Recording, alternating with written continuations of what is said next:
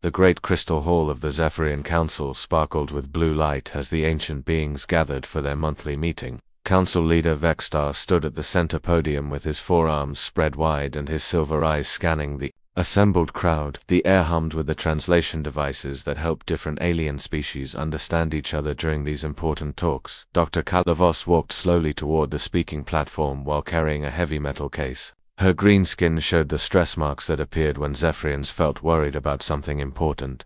The other council members watched her with growing interest as she placed the case on the table and opened it carefully.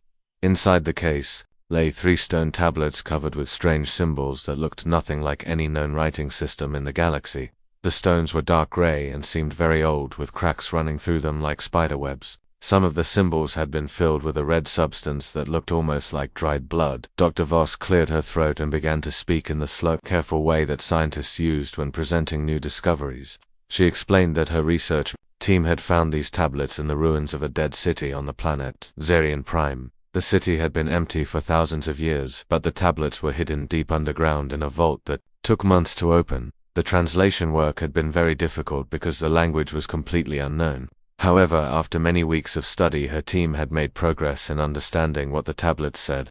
The message they contained was both frightening and hard to believe. According to the tablets, there had once been a species in the galaxy that was unlike any other known form of life. These beings called themselves humans, and they possessed abilities that seemed impossible to the civilized races.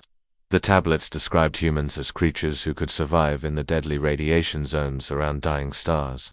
They could heal from wounds that would kill any normal being within hours. Most disturbing of all, they showed levels of aggression and violence in combat that no peaceful species could understand. The tablets spoke of humans as pale destroyers who breathed poison and walked through fire without any protection. They described battles where small groups of humans had defeated armies of more advanced aliens through sheer determination and their willingness to fight even when badly hurt. The ancient writers seemed both amazed and terrified by these human abilities. Council member Zekron stood up from his seat and made the gesture that showed disagreement among his people. He argued that these tablets were probably just old stories meant to frighten children, or perhaps religious myths about imaginary demons. Many other council members nodded in agreement because the idea of such violent and resilient beings seemed too strange to be real. The Zephyrians and the other major galactic species had all evolved on worlds with carefully controlled environments. Their technology focused on comfort and safety rather than survival in harsh conditions. The concept of beings who thrived in dangerous situations was completely foreign to their way of thinking. Dr. Voss continued her presentation by showing images of similar references found on other dead worlds throughout the galaxy. Each discovery told the same basic story about the mysterious humans and their impossible abilities. Some tablets mentioned great wars where humans had fought against terrible enemies that came from the darkness between stars. The most puzzling part was that all references to humans seemed to end at the same time period, roughly 3,000 years ago. After that point, there were no more stories or mentions of the species anywhere in the galaxy. It was as if they had simply vanished without leaving any trace of where they went or what happened to them. Captain Ren Holbrook listened to the presentation from his seat near the back of the hall. He commanded the research vessel Discovery, which was one of the fastest exploration ships in the Zephyrian fleet. His crew included members from all the major species, and they specialized in investigating ancient ruins and mysterious phenomena. As Dr. Voss finished speaking, Captain Holbrook received a message on his personal communication device. The message came directly from the High Command and contained new orders for his ship. He was instructed to travel immediately to the distant world of Titan 7, where orbital scans had detected ruins that might contain more information about the mythical humans. The captain looked around the hall at the arguing council members and wondered what his crew would think about being sent to search for space ghosts and bedtime story monsters. His security officer would probably make jokes about hunting for imaginary demons, while his science team would complain about wasting time on ancient fairy tales. However, something about Dr. Voss' presentation had left Captain Holbrook feeling uneasy. The tablets seemed too detailed and too consistent across different worlds to be simple fiction. Perhaps there was more truth to these old stories than the council wanted to admit. As the meeting ended and the various aliens began to leave, The Crystal Hall Captain Holbrook made his way to the Discovery. His crew would need time to prepare for the long journey to Titan 7, and he wanted to study all available information about the ruins they would be investigating. Deep in his mind, a small voice wondered what they might actually find among the ancient stones of that distant world. The Discovery had been traveling through space for 3 months when their sensors detected something unusual near the Proxima system. Captain Ran Holbrook stood on the bridge, watching the main display screen as his crew tried to identify the strange object floating in the darkness between planets. The object appeared to be some kind of spacecraft, but its design matched nothing in their extensive databases. The ship looked crude and primitive compared to the sleek vessels used by galactic civilizations. Large sections of the hull were patched with different metals, and the entire structure seemed to have been built for function rather than beauty. Lieutenant Carver, the navigation officer, reported that the unknown vessel was drifting without power, and showed no signs of active life support systems. The ship had been floating in space for what appeared to be many years based on the amount of cosmic dust and small media damage covering its surface. Security Chief Quinder recommended that they avoid the derelict completely because unknown alien technology could be dangerous or contaminated with diseases. However, Dr. Lisa Parker, the ship's xenobiologist, argued that this could be an important scientific discovery that might help them understand more about the galaxy's history. Captain Holbrook made the decision to bring the unknown ship into their cargo bay for closer examination. The Discovery extended its docking arms and carefully pulled the smaller vessel inside, while maintaining full quarantine protocols. Teams of specialists prepared to board the craft wearing protective suits and carrying scanning equipment. When the boarding team entered the alien ship, they found corridors that seemed designed for beings roughly the same size as most galactic species. However, the construction was much heavier and more robust than anything they had seen before. The walls were thick metal plates joined together with massive bolts rather than the elegant energy bonds used in modern ships. Deep inside the vessel, they discovered a small chamber containing a single stasis pod that was still functioning despite the ship's apparent age. Through the transparent cover, they could see a being that matched the descriptions from the ancient tablets. The creature had pale skin, bilateral symmetry, and strange hair growing from the top of its head. Dr. Parker insisted on attempting to revive the being, while Security Chief Quinder wanted to jettison the entire pod into space. The debate continued for several hours until Captain Holbrook ordered the medical team to begin the revival process under controlled conditions. The stasis pod opened with a hiss of escaping gases, and the being inside began to move slowly. Its eyes opened and focused on the aliens gathered around the pod. Instead of showing fear or confusion, the creature sat up calmly and began speaking in a language that their translation systems quickly learned to understand. The being identified himself as Jake Morrison and explained that he was a mining engineer whose colony ship had been attacked by raiders 23 years earlier. He had managed to reach an escape pod and activate the stasis system before losing consciousness. His casual mention of surviving in the vacuum of space for several minutes while repairing damaged systems left the alien crew completely speechless. Jake seemed genuinely puzzled by their amazement at his survival story. He explained that any human could survive in hard vacuum for a short time if they knew proper emergency procedures. The aliens realized that this impossible claim was being stated as simple fact without any boasting or exaggeration. When Jake was brought to the medical bay for examination, Dr. Parker discovered that his body was far more resilient than any known species.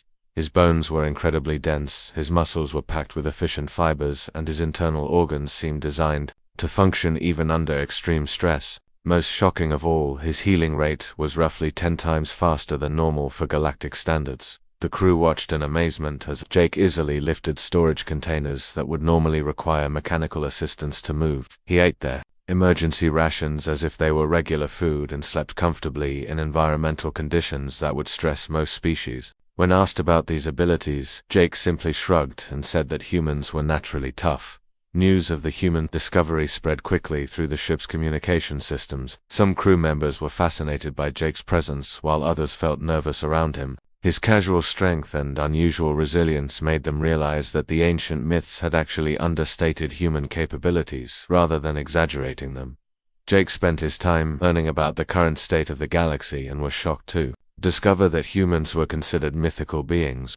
He had expected to find human colonies and trade routes throughout this region of space. The revelation that his entire species was thought to be extinct left him feeling lost and confused. Dr. Parker worked closely with Jake to understand more about human biology and culture. She learned that humans came from a world with much higher gravity and radiation levels than most inhabited planets. Their evolution had been shaped by constant environmental challenges that forced them to develop extreme adaptability and resilience.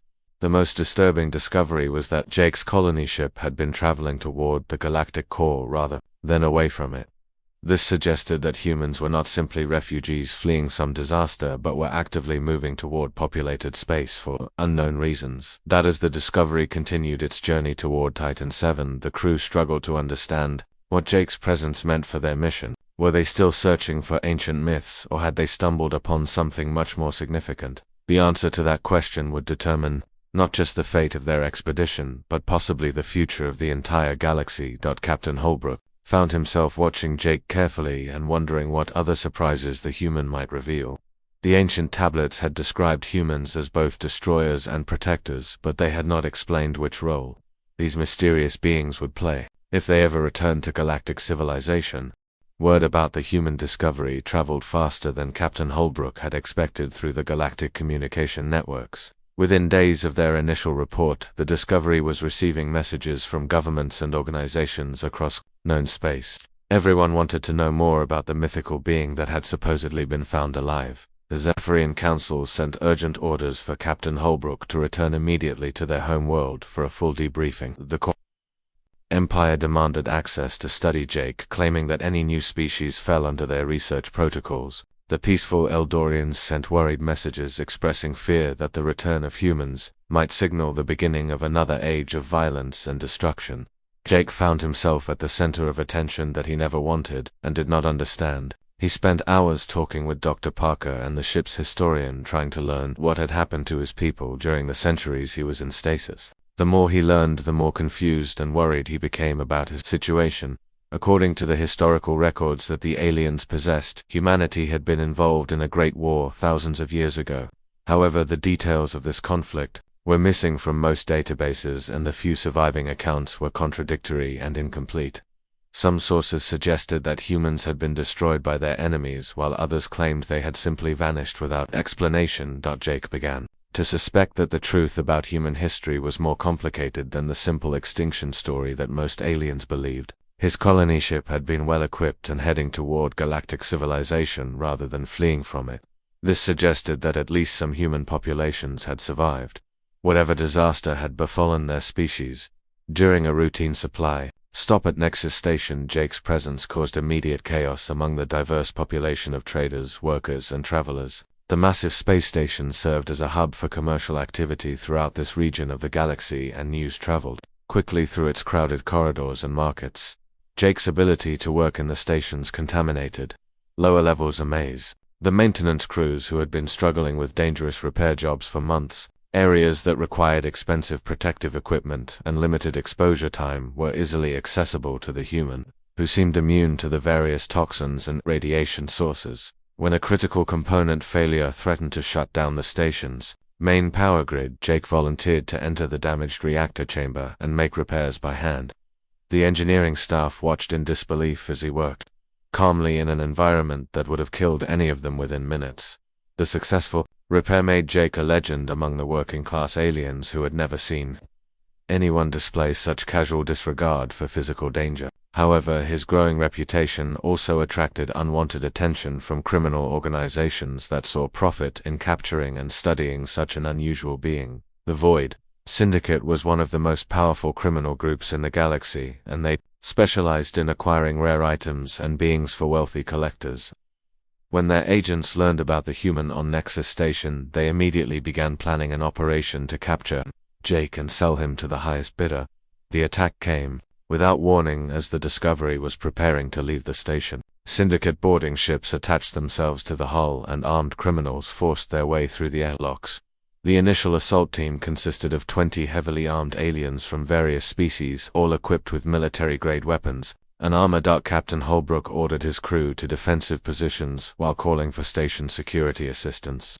However, Jake had already moved to intercept the boarders before anyone could stop him. What happened next would be talked about throughout the galaxy for years to come. Jake used the ship's own hazardous areas as weapons against the invaders. He led them through sections with failing life support systems, toxic gas leaks, and unstable gravity fields. The criminals found themselves fighting an enemy who seemed completely comfortable in conditions that were deadly to everyone else. When the Syndicate forces tried to corner Jake in the engineering section, he deliberately triggered a coolant leak that filled the area with poisonous vapor. While the criminals struggled with their breathing equipment and tried to retreat, Jake moved through the toxic cloud like it was fresh air. The boarding action that should have taken minutes stretched into hours as Jake systematically eliminated the invaders one by one. His tactical thinking was unlike anything the aliens had encountered before, combining careful planning with a willingness to accept injuries that would incapacitate normal beings. By the time station security arrived, the fight was already over. 20 armed criminals lay unconscious or disabled throughout the Discovery, while Jake stood in the main corridor with only minor cuts and bruises. The security teams could hardly believe that one individual had repelled an entire boarding party. The incident sent shockwaves through both legal and criminal organizations across the galaxy. For the first time in recorded history, a single being had successfully defended a starship against overwhelming odds. Military analysts began studying the security recordings, trying to understand Jake's fighting methods and tactical decisions. Captain Holbrook realized that their situation had become much more complicated than a simple scientific discovery. Jake was not just a survivor from an extinct species, but a demonstration of capabilities that could change the balance of power throughout galactic civilization. As the Discovery finally left Nexus Station behind, Jake stood in the observation deck looking out at the stars. He was beginning to understand that his presence in this time and place might not be an accident. Perhaps his people had planned for this moment and prepared for the possibility that someone would need to represent humanity to the galaxy. The question that haunted him was whether he was qualified for such an important responsibility and what his people would want him to do in this strange new situation. The galactic powers demanded an emergency summit to discuss what they were calling the human situation, and Captain Holbrook found himself piloting the Discovery toward the neutral world of Concordia. The planet had been chosen for important meetings because it belonged to no single species and maintained strict rules about weapons and territorial disputes. Representatives from all 5 major galactic civilizations gathered in the Great Assembly hall that had been built specifically for interspecies negotiations. The Zephyrians arrived with their usual delegation of scientists and philosophers, while the Corvan Empire sent military commanders and weapons specialists. The Eldorians brought their peacekeepers, and the other races contributed their own experts and officials. Jake walked into the assembly hall feeling overwhelmed by the attention and importance being placed on his existence. Hundreds of alien beings stared at him with mixtures of curiosity, fear, and calculation as he took his place at the witness podium. The translation devices hummed constantly as representatives argued in dozens of different languages about what should be done. Some delegates wanted Jake quarantined on a remote world where he could be studied without posing any threat to galactic stability. Others argued for recruiting him as a military asset that could give their civilization an advantage over rivals. A few wise voices called for investigating what had really happened to humanity, and why the historical records were so incomplete. The debates continued for hours with no clear resolution until Jake requested permission to examine some of the ancient texts that had been brought to the summit. His enhanced pattern recognition abilities allowed him to see connections between fragments that had puzzled xenarchaeologists for decades. Working with translation, computers, and linguistic analysis programs, Jake began to decode previously untracked sections of the oldest surviving records. The process was slow and difficult, but gradually a new picture of galactic history began to emerge from the fragmented data. The truth was more disturbing than anyone had imagined. Humans had not been mythical monsters or violent destroyers, but refugees fleeing from something far worse. The ancient texts spoke of an enemy called the Devourer fleet that consumed entire star systems and left nothing but empty space in its wake. According to the decoded records, the current galactic civilizations were descendants of populations that had hidden in remote systems while humans fought a desperate holding action against the Devourer. The human colonies had served as shields and decoys, drawing the enemy away from the core worlds where other species could develop and grow in safety. The revelation sent shockwaves through the assembled delegates as they realized that their entire understanding of galactic history was wrong.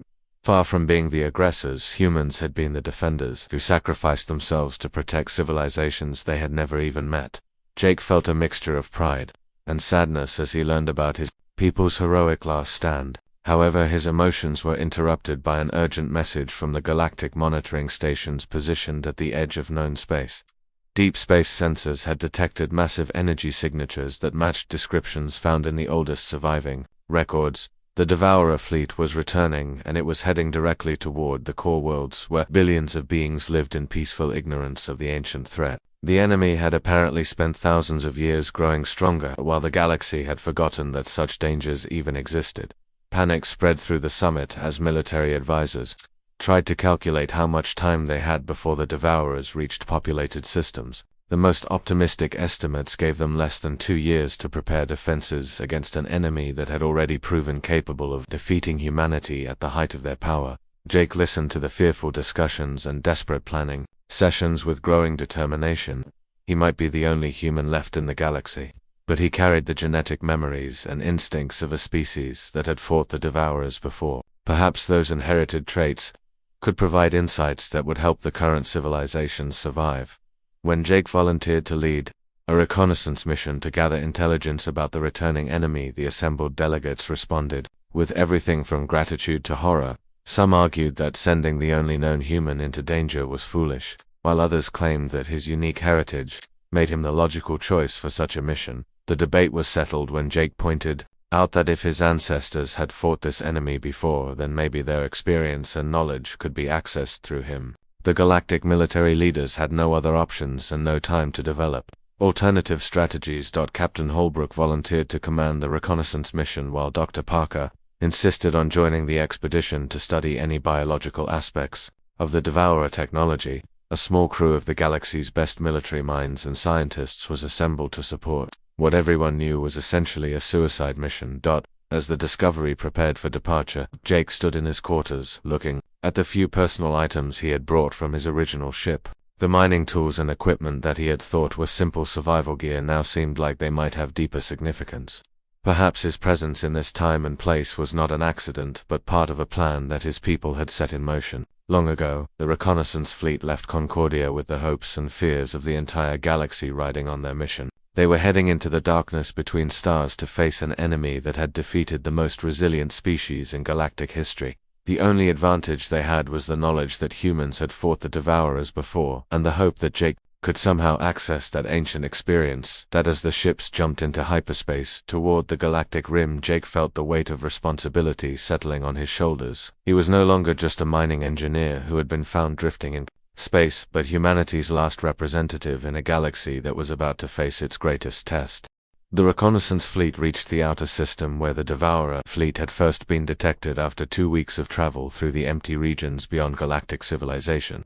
What Jake and his crew found when they arrived defied every expectation, and challenged their understanding of what was possible in the universe. The Devourer ships were massive beyond comprehension, stretching for dozens of kilometers in length and width. However, they were not built from metal or any recognizable materials, but seemed to be living creatures, fused with mechanical components in ways that hurt to look at directly. The vessels pulsed and writhed as they moved through space, consuming everything in their path.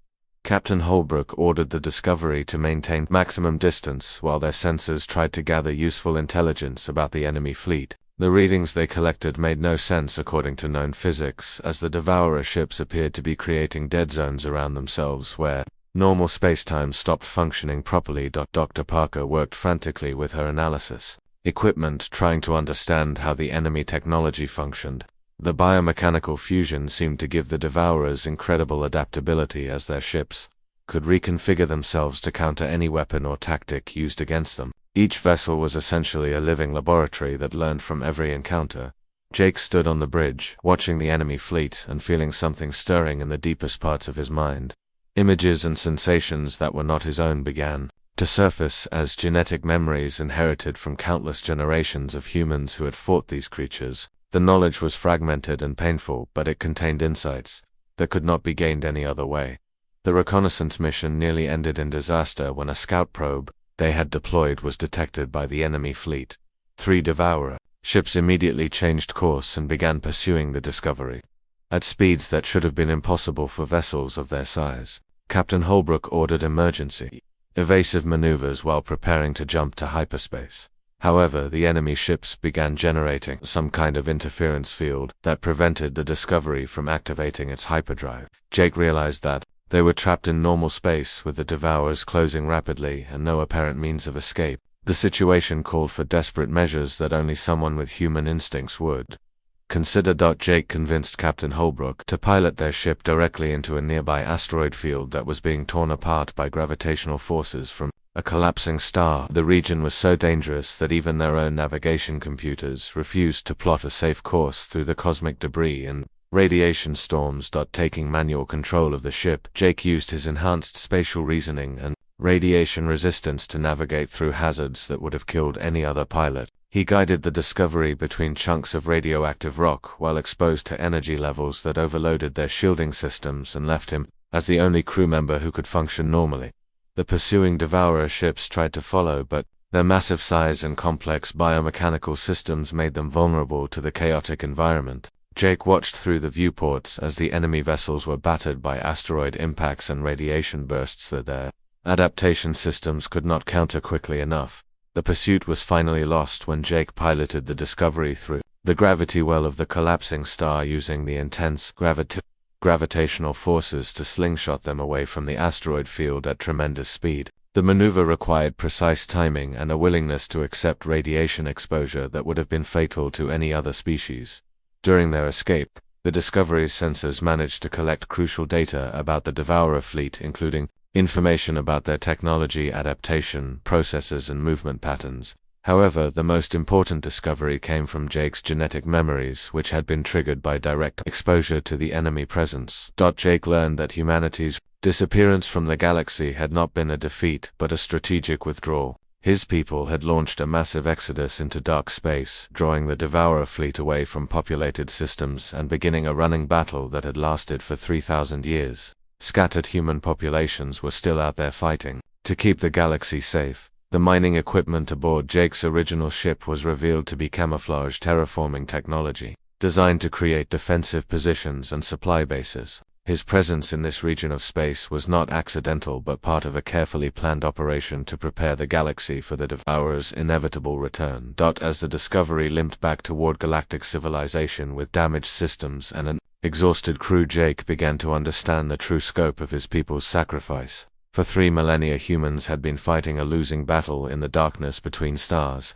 slowly giving ground but never surrendering in their mission to protect the galaxy. The intelligence they had gathered painted a grim picture of the enemy's capabilities and intentions. The Devourer fleet had grown stronger during its long absence and now possessed technology that could adapt to any conventional defense.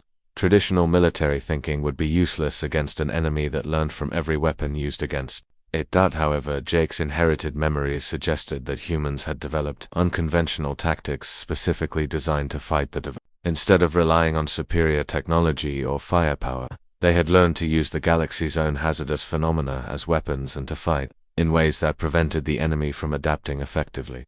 The key to defeating the Devourers lay not in building better weapons, but in embracing the kind of desperate, improvised warfare that humans had perfected during their long exile. Jake realized that he would need to teach the galactic military forces to think like humans and fight like their survival depended on accepting impossible odds. The Discovery finally reached the edge of galactic space and prepared to deliver their intelligence to the waiting defense forces. Jake felt the full weight of his responsibility settling on his shoulders. He was no longer just humanity's representative but their tactical instructor in a war that would determine the fate of every living being in the galaxy. The intelligence that Jake brought back from the reconnaissance mission sent shockwaves through every galactic government and military organization. With the Devourer fleet only months away from reaching the core, world's panic began to spread, as traditional defense strategies proved completely inadequate against an enemy that could adapt to any conventional weapon or tactic. Military commanders across the galaxy found themselves facing an impossible situation, as evacuation plans for entire star systems were drawn up and then abandoned when it became clear that there was nowhere to run. The Devourers moved faster than any evacuation fleet, and their ability to consume everything in their path meant that retreat would only delay the inevitable destruction. Jake stood before the emergency council that had been assembled on Concordia, and proposed a radical solution based on the genetic memories he had inherited from generations of human fighters. Instead of defending static positions or trying to match the enemy's advanced technology, they would use the galaxy's most dangerous phenomena as weapons and create a mobile defense network that could never be predicted or adapted to. The proposal shocked the assembled military leaders because it went against every principle of civilized warfare that had been developed over thousands of years. Jake was essentially suggesting that they abandon their safe, comfortable approach to conflict and embrace the kind of desperate, improvised fighting that humans had been forced to perfect during their long exile. Captain Holbrook and Dr. Parker supported Jake's plan because they had seen firsthand how human tactics could succeed where conventional approaches failed. However, most of the galactic commanders were reluctant to abandon proven strategies in favor of methods that seemed chaotic and unnecessarily dangerous. The debate continued until Jake demonstrated his tactical approach by training a small group of volunteer pilots in what he called human-style combat. The training was brutal by galactic standards as Jake taught them to fight in damaged ships with failing life support systems and to use cosmic hazards as tactical advantages rather than obstacles to avoid. The volunteers learned to navigate through radiation storms that would normally be considered instantly fatal and to use the gravitational fields around neutron stars as weapons against enemy vessels. Most importantly, they were taught to never surrender even when victory seemed impossible because human experience had shown that the Devourers could only be defeated through absolute determination and willingness to accept casualties. When the Devour fleet finally arrived at the edge of galactic space, they encountered something that their adaptation systems had never experienced before. Instead of facing organized battle lines or defensive installations, they found themselves fighting an enemy that used the galaxy's own deadly environment as a weapon. Jake coordinated the defense from a command ship positioned near a pulsar whose intense radiation made normal communication impossible. He had learned from his genetic memories that humans had always fought their best battles in places where their enemies could not use their technological advantages effectively. The first engagement took place in a system where three different stellar phenomena created a maze of gravitational anomalies, radiation zones, and unstable space-time distortions. Jake led mixed species crews in hit-and-run attacks that used these hazards to mask their approach and prevent the Devourers from analyzing their tactics. The alien crews struggled initially with the human approach to warfare because it required them to accept levels of risk and potential casualties that went against their natural instincts. However, they quickly learned that conventional caution would mean certain death against an enemy that adapted to every predictable strategy. As the battle continued across multiple star systems, Jake's forces used increasingly desperate and innovative tactics to stay ahead of the Devourer adaptation process. They fought battles inside the coronas of active stars, used black holes as shields, and turned unstable wormholes into weapons that could tear enemy ships apart. The key breakthrough came when Jake realized that the Devourer's greatest strength was also their fatal weakness. Their ability to adapt and learn from their enemies required them to consume and analyze whatever they fought against. By constantly changing tactics and fighting in environments where adaptation was impossible, Jake's forces prevented the enemy from evolving effective countermeasures. The climax of the war occurred when Jake coordinated a galaxy-spanning operation that used the combined knowledge and resources of all civilized species but employed uniquely human strategies of acceptable losses and Pyrrhic victories. The plan required multiple civilizations to sacrifice entire fleets in coordinated attacks that would scatter and damage the Devourer fleet beyond its ability to recover.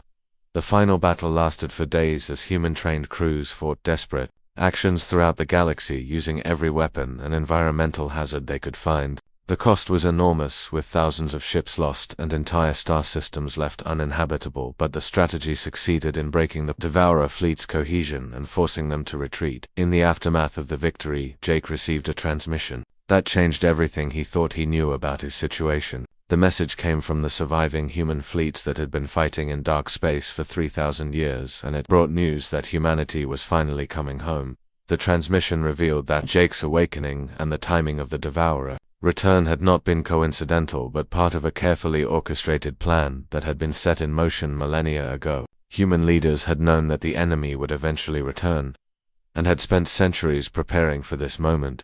The galaxy would never again have to face such threats alone because humanity was bringing back 3,000 years of hard-won knowledge about fighting the impossible. The myths and legends about human capabilities were revealed to be vast understatements of what desperate people could accomplish. When fighting for their home and the survival of everyone they cared about, Jake stood in the Zephyrian Council chambers that had once debated whether humans were real and watched as the first human ships in 3 millennia entered galactic space. He was no longer a curiosity or a weapon, but humanity's first ambassador to a galaxy that finally understood why humans had never truly disappeared but had been out there in the darkness holding the line against forces that threatened all life.